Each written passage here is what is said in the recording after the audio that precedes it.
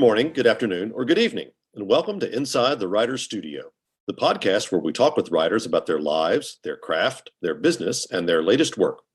I'm your host, Charlie Lovett, and our podcast is sponsored by Bookmarks. Bookmarks is a literary nonprofit whose programs include the largest annual book festival in the Carolinas. Come visit Bookmarks at our community gathering space and nonprofit independent bookstore in downtown Winston-Salem, North Carolina. Inside the Writer's Studio is also proud to be an affiliate of Libro FM, the audiobook platform that supports your local independent bookstore. Stay tuned at the end of the podcast for more information on Libro FM and a special offer. My guest today is Janice Hallett, whose latest novel, The Mysterious Case of the Alperton Angels, was recently published. Janice, welcome to Inside the Writer's Studio. Well, thank you, Charlie. It's wonderful to be here. So you tell your novel not in what I would think of as sort of a traditional narrative, but in a series of documents, of emails, of transcripts, of text messages, all sorts of other documents. How do you think writing in the documentary form changes the relationship between the author and the reader? And how does it change the role of the reader? The role of the reader, I think, becomes rather more immersive, that they are someone who is sifting through information rather than being fed it or having it wash over you like a normal narrative might. For the writer, well, from my point of view, I can write from every character's point of view by using this method.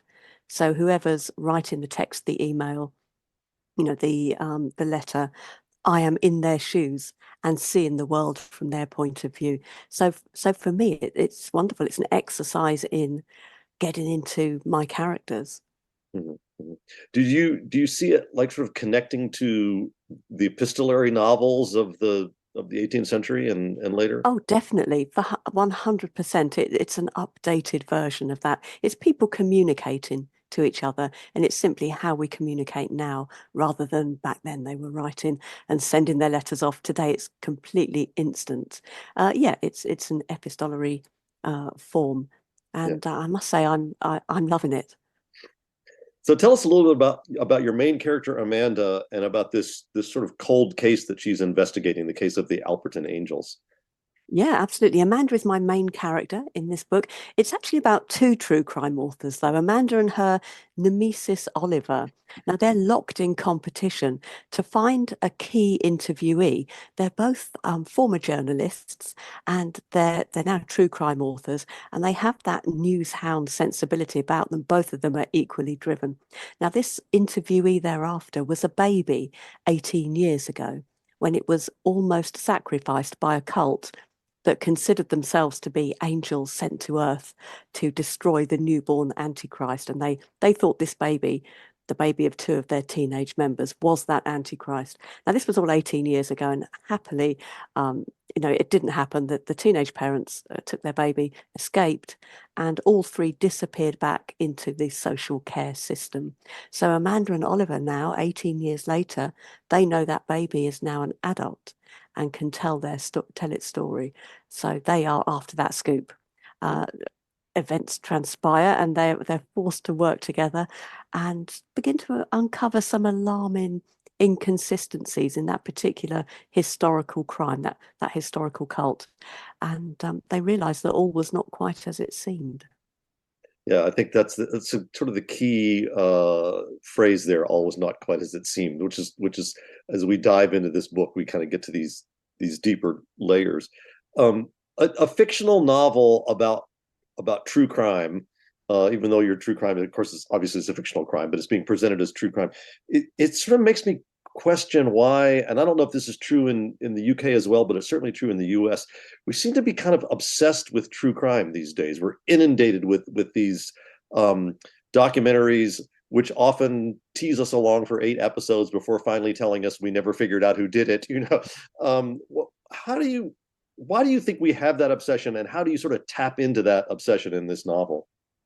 That obsession is exactly what inspired this novel. I love true crime, but I have this equal discomfort with getting entertainment from other people's misery. So that dilemma is also wrapped up in it. But yeah, the podcast has transformed the true crime industry, which was huge anyway. I mean, there's books, films, documentaries, now the podcast.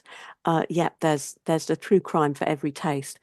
I think it comes from fear, Mm. fear of crime. I don't think it comes so much from prurience or from voyeurism, even though there are elements of that.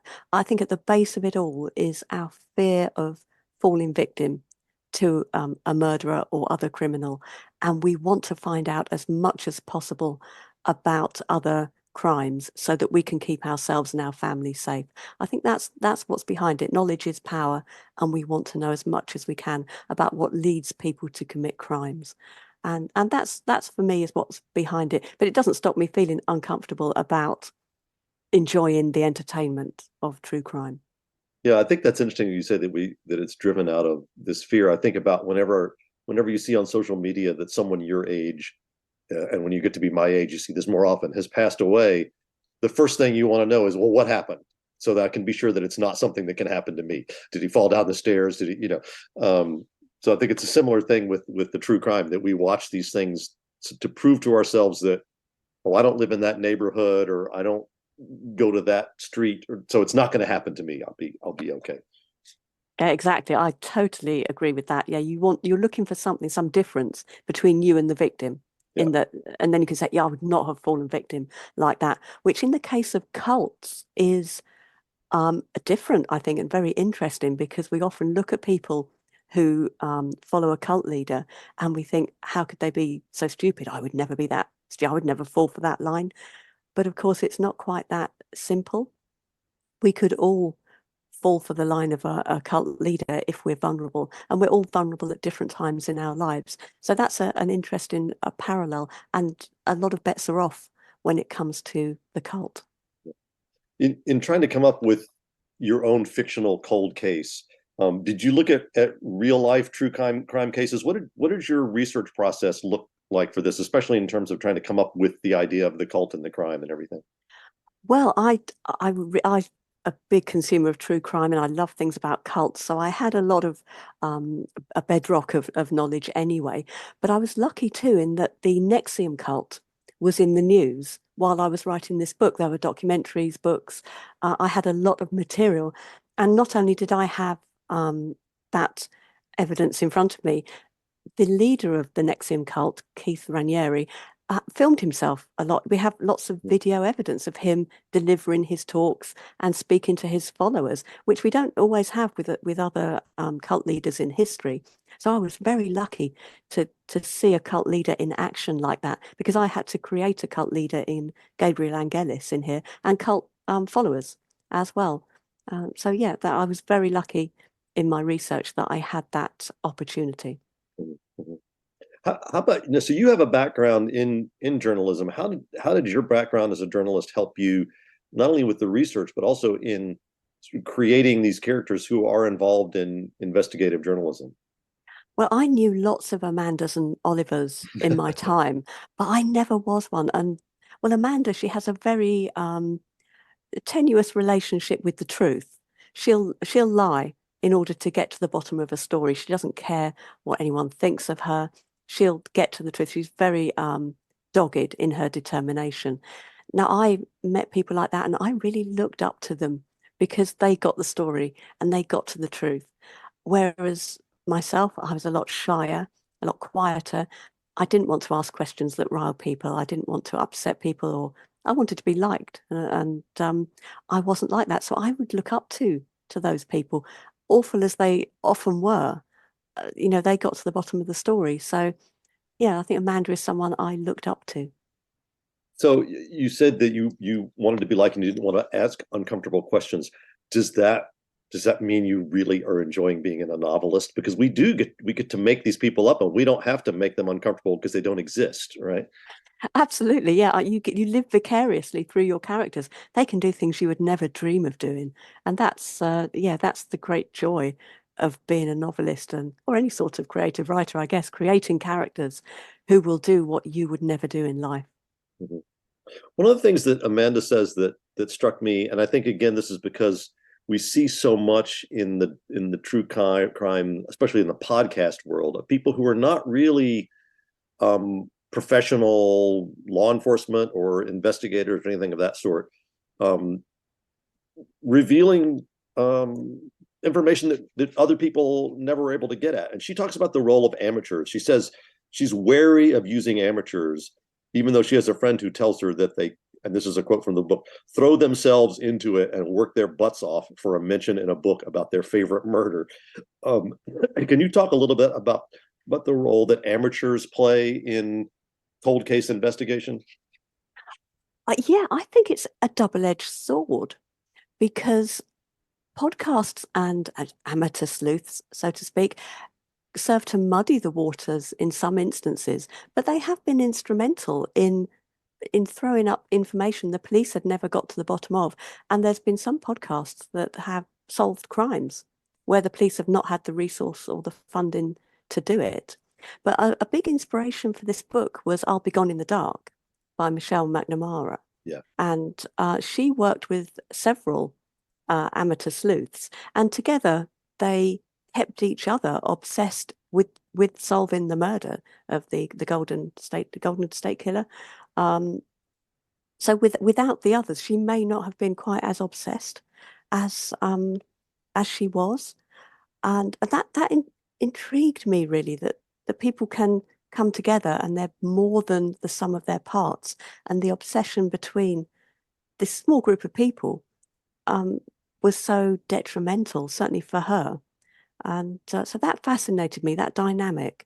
And the documentary about, called also I'll Be Gone in the Dark, well worth a watch if you're intrigued by the mysterious case of the Alperton Angels. That I'll Be Gone in the Dark was a big inspiration to me.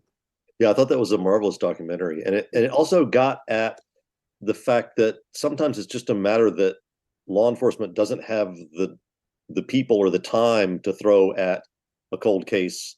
They're dealing with what happened this morning or this afternoon, whereas amateurs, they can invest the hours to go through files or whatever it might be. I think sometimes people can be more open if they're not talking to a law enforcement representative. Yeah. They would talk to an amateur, even someone who's not a journalist. An amateur sleuth could get information from people far easier than someone with a badge.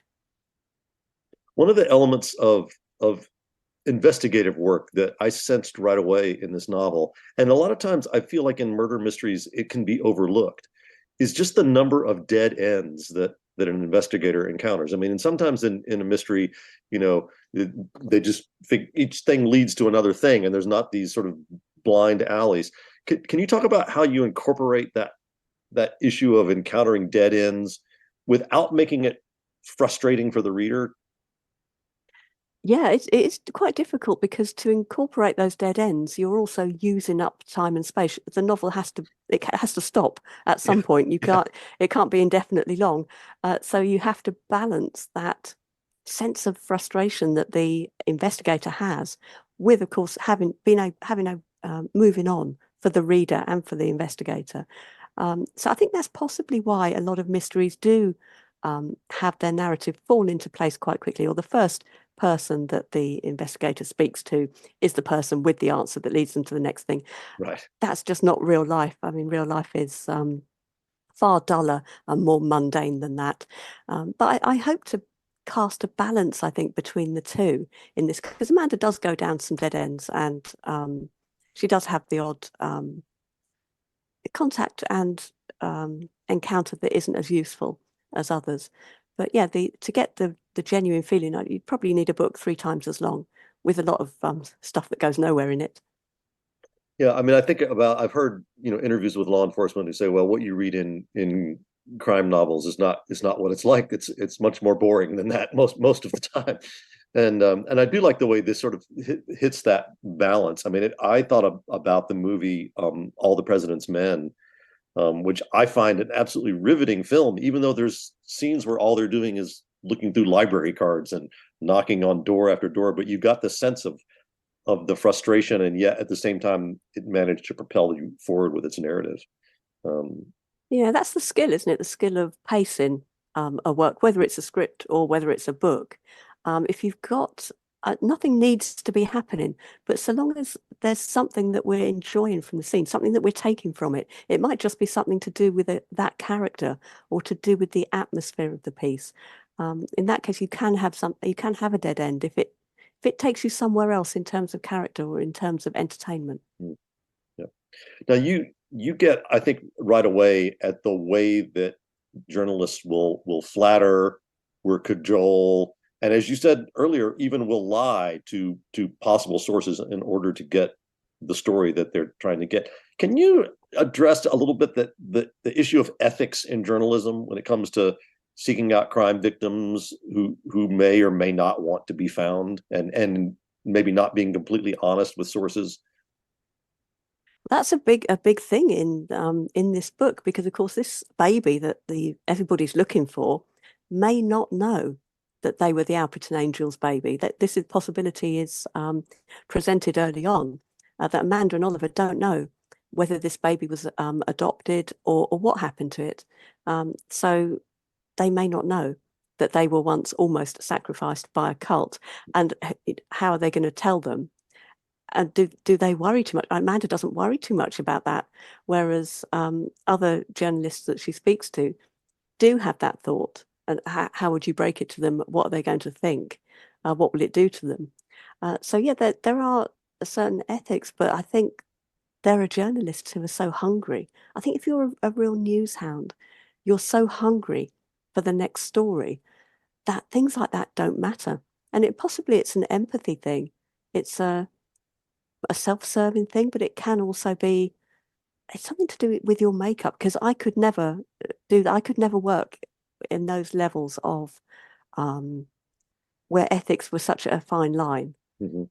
Other people would happily overstep that line all the way, as we know here in the UK from the phone hacking issues that we've had. It's a fine line between what's right and wrong in finding the truth and getting to the bottom of a story.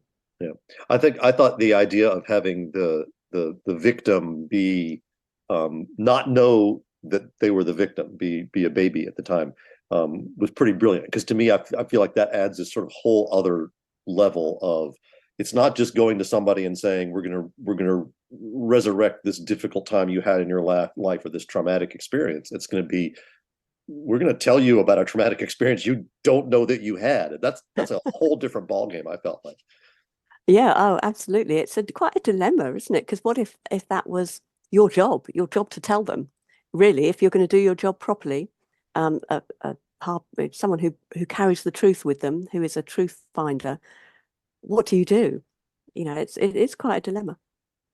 So I want to go back and talk about form some, because I think we haven't talked about a lot of what I think of as documentary novels on the show in the past, and this is one I'm working on a novel right now that's not fully documentary, but it does incorporate a lot of documents, and so it's very much in the front of my mind at the time. And one question I had for you is, do you ever find yourself sort of longing for narration, going, how in the world am I going to get this piece of information that's so important, worked into a document, when I could just have a narrator say, this happened, Very occasionally. Most of the time, I can think of a way to get things across, but there is the odd thing that I think, wow, if this was just a normal novel, I could have this with no problem. I could make this quite a good moment of revelation. But now, how am I going to do it? Right. So yeah, there are the odd moments like that, but mostly I can think of a way to reveal it. Yeah, I've done. This is what my fourth, if you count my novella that I had out before Christmas, is now my fourth novel. Yeah. So I've had a bit of experience now, and hopefully I won't fall down that rabbit hole too often. Yeah, I think some of the things that maybe I find a little bit more difficult, and one has to use a little bit more imagination with, are the more subtle aspects of the novel, things like a foreshadowing or symbolism and these things. And I think about you have this moment where she's talking to the priest that is in charge of the church where some of these people came 18 years ago, and he gives this long description of a stained glass window. And I think it's a great example of how you can get some of those kind of traditionally narrative aspects into into a document. I mean, the document is just the transcript of this conversation that she has. Tell us a little bit about that moment and what you were trying to accomplish there. That you spotted that. I think only another writer would spot that. It is, yes. She visits a church, and it transpires the church is famous for its stained glass window that depicts a biblical story. And this biblical story is explained, and it has certain elements that resound, I think, during the book, or will, have relevance, I think, to Amanda and the story as it happens. Yeah, that's an example really of getting one of those foreshadowing moments, and a moment perhaps that speaks to wider themes rather than exact instances and episodes that will happen in the novel. So yeah, that's one of the tricks of the trade. Well, just so you know, I'm imagining it as a Burne Jones window, so I've kind of got it all played out in my stuff. So the fact that she does go to this church brings up another question, and that is the place of religion in this novel. It's religion, its use, its abuse. It enters into the narrative in a number of different ways. Can you talk about the importance of religion? Yeah, certainly. I mean, this is a book about a cult and about people who fell for a cult and someone who started a cult and continues to run his own cult more or less from prison. And I read a wonderful book while I was researching it. It was called Cultish by Amanda Montell. And she talks about the language of persuasion that pervades our society. And it starts really with the religions that we're brought up with from childhood. And it covers branding, gyms that want you to keep going to the gym, the coffee house that wants you to carry their cup around, everything. There are lots of people throughout society who want you to belong to them one way and another. And religion is only one of them, but it's a big one for most of us. And it's one that starts earliest in our lives. Mm-hmm. And several characters in this book make the parallel between belief, the Alperton Angels' belief that they were angels sent to Earth to kill the newborn Antichrist, and generally people who believe in religions, who believe in stories that are out of this world as part of their belief systems. Now, it's fairly controversial, I suppose, but because a lot of these religions are world religions, millions of people believe them. They're not the small cults where there's only 4 members like the Alperton Angels, but there's not much difference. And Yeah, I think that I always find it interesting to think about where is the line between something that's reasonable to believe and something that's unreasonable to believe. And for most quite people, the absolutely. line is if you believe something that's beyond what I believe, then it's unreasonable. Yeah. Everyone seems to draw their own personal line. Yeah.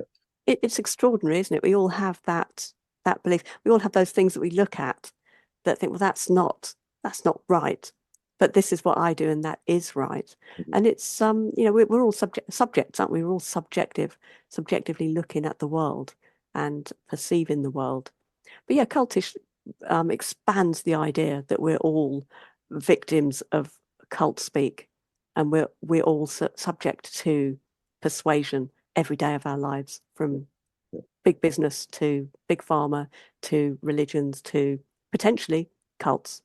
And it is fascinating to read it. You'll never look at your gym instructor again in the same light, because gyms they want you to belong to them, and they will create that that following mentality in you. It's really good read. Yeah. Well, one of the things I found when I was working on this novel, where I did incorporate a lot of documents, is that sometimes the physical appearance and structure of these original documents, whether it would be a coroner's report or what a will looks like or what a police arrest record looks like, that those would begin to sort of guide my creativity. I would see, oh, well, in the coroner's report, they say this and this and this. And so that would suggest things to me. Did you find that? Can you talk a little bit about the relationship between sort of the form and appearance of documents and your own creative mind? Yeah, certainly. If I have to write a document, I'll source pictures of that document as it appears online. I don't usually seek to recreate it exactly for several reasons, not least one that there's often a lot of extraneous information in the document, as you know, the real document, that I haven't got time or space for on the page. And also there's an issue with reproduction on the page of a novel, especially when it's produced in paperback. Sure. Everything is much smaller. And if you have a document that is meant to be A4, it doesn't quite work when it's smaller. It's very difficult to read. So there are certain practical considerations like that. But yeah, I'll always look at the style of language, I think, is the big thing for me. If it sounds accurate or sounds accurate-ish, or there's some terminology there that's not too impenetrable, but that would give it some sort of authentic feel. Yeah, I'll pay a lot of attention to that. Mhm, mhm. Yeah, I found it fascinating too. I did play around with trying to, in somewhat, reproduce the look. And you do, I mean, you do have different typefaces and Mhm. arrangement on the page for, say, text messages versus emails versus, so there is some of that. I created a Wikipedia page for a fictional character in my novel, which was great fun to do.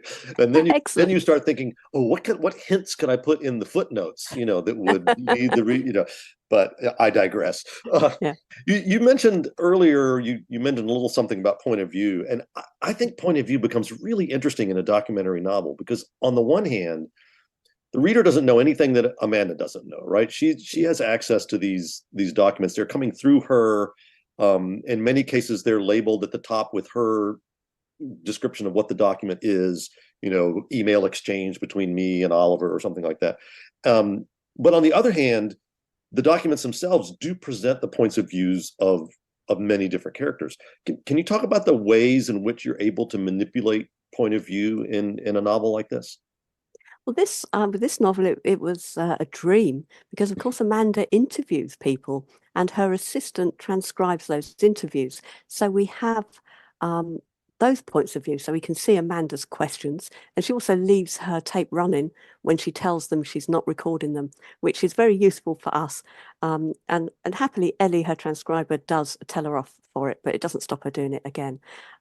So that creating those, actually, that's 3 points of view.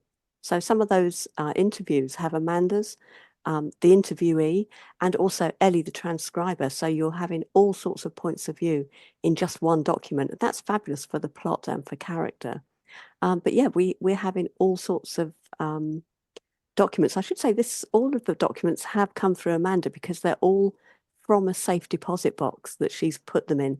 And what we're reading is not her book that she wrote, it's the research material from her. So yes, it is all hers that she's put in here, and she's stashed it all away in a safe deposit box, and we're reading it. So yeah, that's another element. But the point of view thing is interesting. It's something that I much prefer writing from the point of view of a character rather than a third person narrative, because you can draw the reader into that character as well. And if you can draw the reader into that character's shoes, you can help them see the world from a different point of view to their own.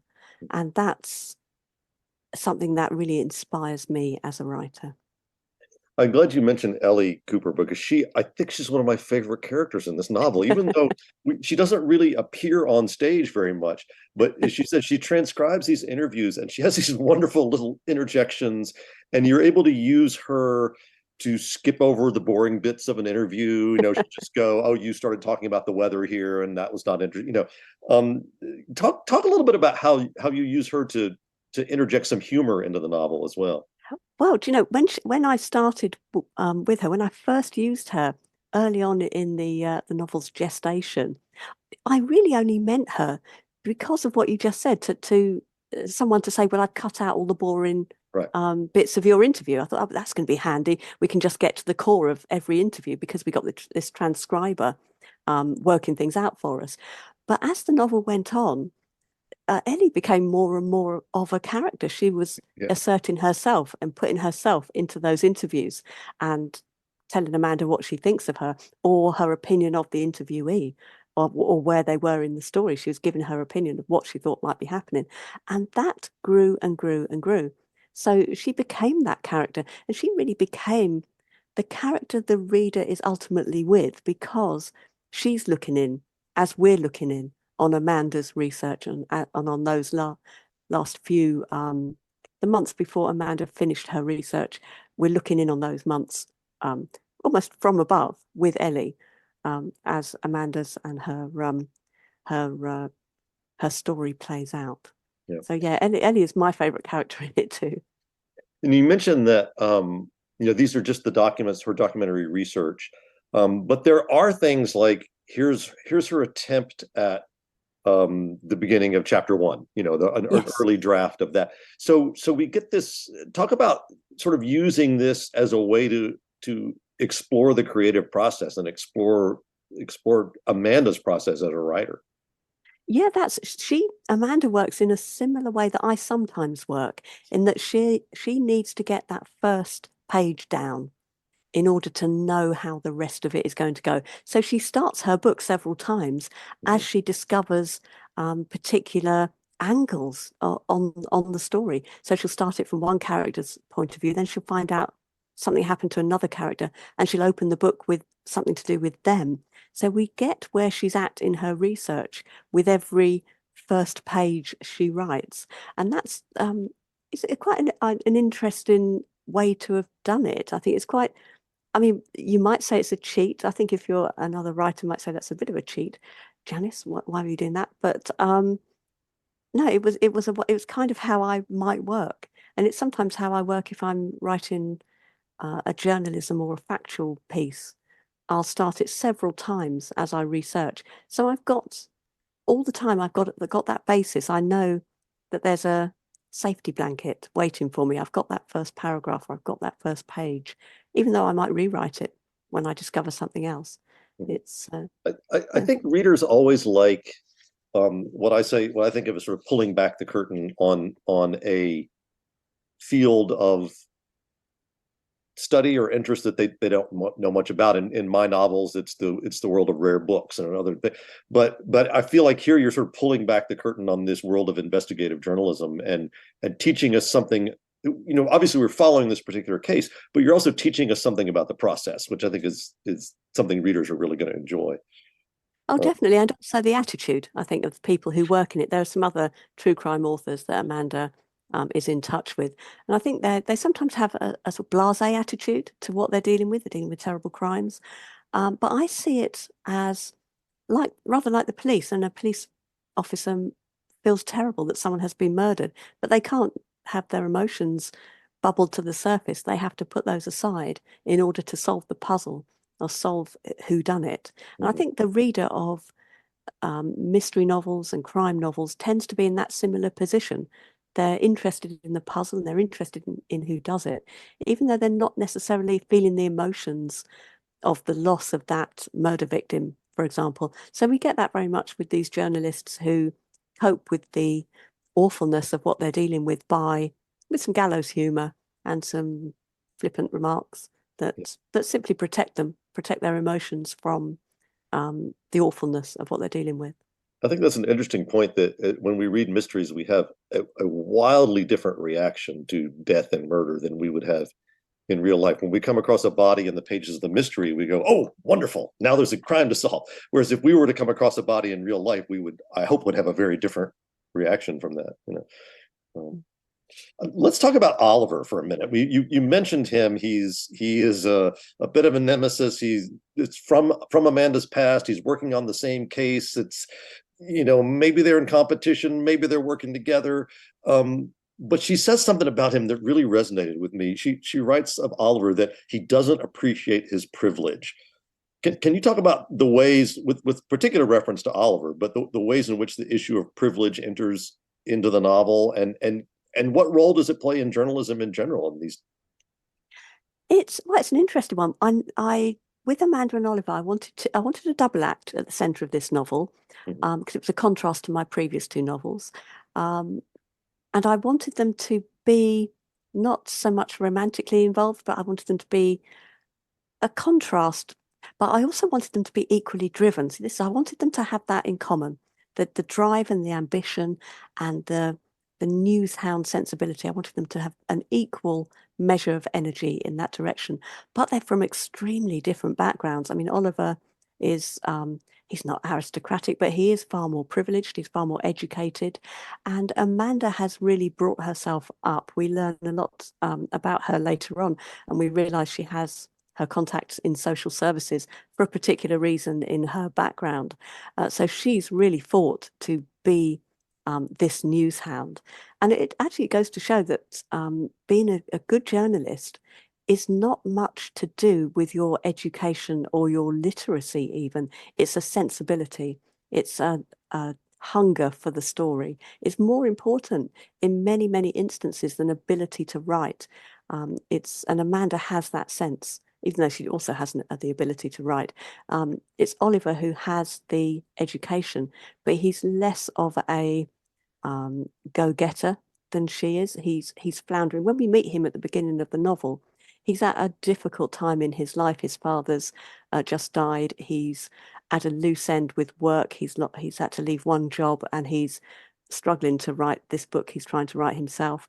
So he's at a difficult time, even though Amanda is at the height of her powers. So there's a lot of ups and downs between Amanda and Oliver that finally clash and come together. But yeah, privilege is a big part of that, because Amanda is ultimately hungrier than Oliver is, and she is prepared to do more than he is to get to find the success that she's after.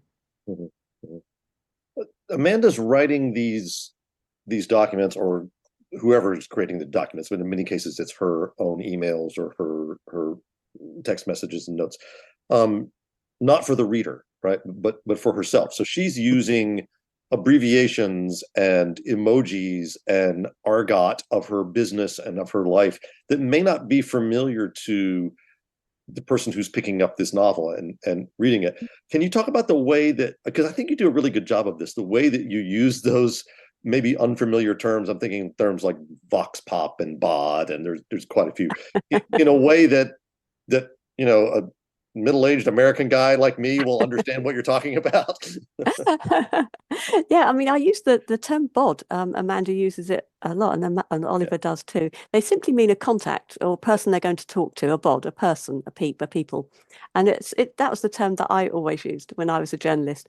It's probably different. It's probably quite parochial in that different areas, different regions have different names or different times. They'll call that something different. But they talk about bods. I think it's lovely to have those things in a novel, because it can really draw you in to a secret world, to give you that secret language that people are using. As long as you explain, you also have to have a character ask, what does that mean?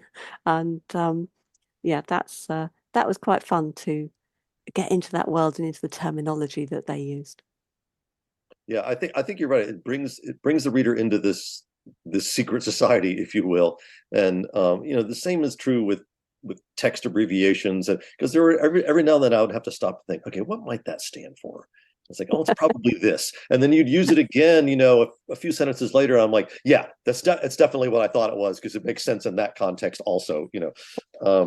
But I have the same issue when my children send me texts, so it's not really any different. One of the things we talk a lot about on the show is structure, and some novelists will challenge traditional structures in different ways, but we still sort of generally expect we're probably going to have chapters, we're probably going to have something that feels like an act or a scene, with sort of major plot developments near the end of that act or that section or that chapter. But talk about how you work in that sort of overall novelistic structure when you're dealing with these fairly short little pieces that are not necessarily all of the same type, and are not sort of proceeding in a traditional narrative way. Well, structure is something that I look at in depth after I've written my first draft. Mhm. I'll write my first draft completely off the top of my head almost. I won't make many notes. I'll just go and I'll write chronologically through the novel as it happens to me, as the characters draw me through it. And I'll look at certain elements of the structure afterwards. And that's when when and where the revelations come, how they're made, the fact, you have to balance characters through a novel, so you can't have them appear at the beginning and then at the end. They have to appear all the way through it. Yeah. So I'll look at where characters appear and disappear. I'll look at that. So structure for me is reverse engineered after my first draft that I've felt quite free writing, and I've followed my characters, and I've gone down various dead ends and blind ends to find that to find the story and find the themes. It's only at the end of my first draft I know what the themes are, and then I can go back and pull them out of earlier scenes and change different scenes in the beginning to make them fit the end. So for me, structure is a kind of a dynamic thing. It's not something I'll work out at the beginning and stick to. This reminds me of something that I often tell young writers who are having trouble getting started. I say, it's much easier to make a novel out of 300 pages of TypeScript than it is to make a novel out of 300 blank pages. And so I like the idea of you're sort of creating this body of work and then finding a way to make that into a novel. Yeah, that's often how it feels, particularly with the kind of work I do, where, as you say, it's quite bitty. But those bits all have meaning and purpose in there. So it's not too bad a job, really. Now I've written 5 novels. I'm a lot more experienced and have a better idea. My first novel, The Appeal, when my first draft of that was 120,000 words long, and at least 40,000 words of that was one character stalking another with emails. So that was quite a read, as you can imagine. So yeah, I have got better at structure as I go along. I think as my novels have evolved. The full title of your novel is The Mysterious Case of the Alperton Angels. And I just can't help but thinking of classic mystery titles. I mean, obviously The Mysterious Affair at Styles comes to mind. What earlier mystery writers have been influences for you?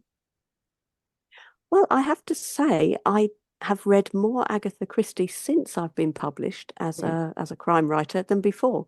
I was always a big fan of Christie on screen. Yeah. But I had a big gap in my reading. I think I read Enid Blyton when I was a child. And then I floundered. We didn't have any books at home. I didn't really have any guidance as to what to read. So I didn't read much then until I started studying English and reading the classics. So I had Enid Blyton and pony books when I was a child. And then I read Dickens and the Brontes.